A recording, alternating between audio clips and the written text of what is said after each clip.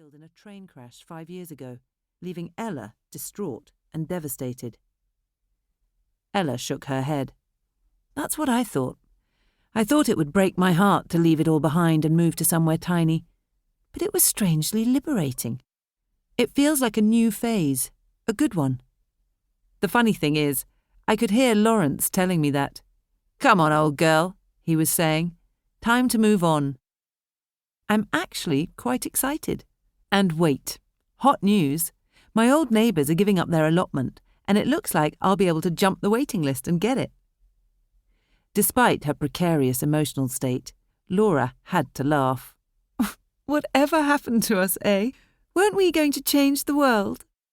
The laughter lit up her still pretty features, reminding the others suddenly of the Laura they'd met at 18 in their first year at college.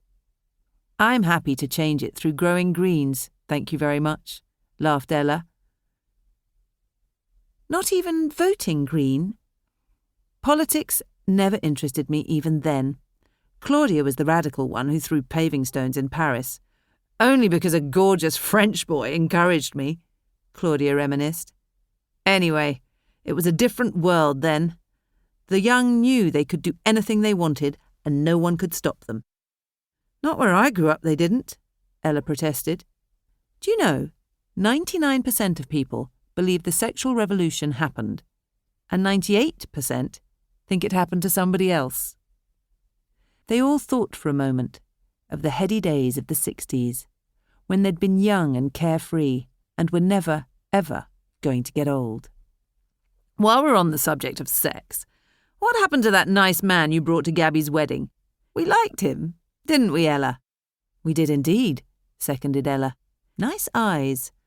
And arse, Claudia reminisced. Callum, Laura replied crisply. Really, Claudia, you're beginning to sound quite repressed. He's just a friend.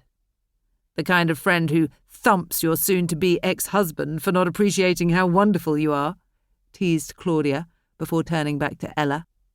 So, you're getting your own allotment at last. Hold the front page. She looked towards the door. Speaking of front pages, where is Sal? Sal was the fourth member of their little group, a magazine editor.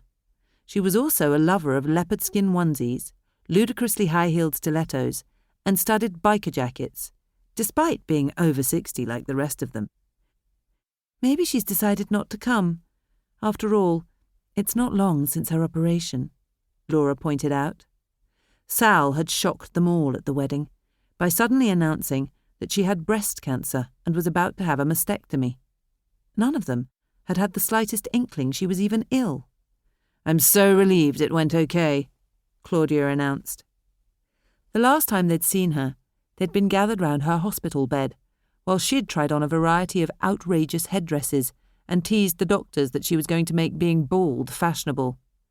Sal's a coper, insisted Ella.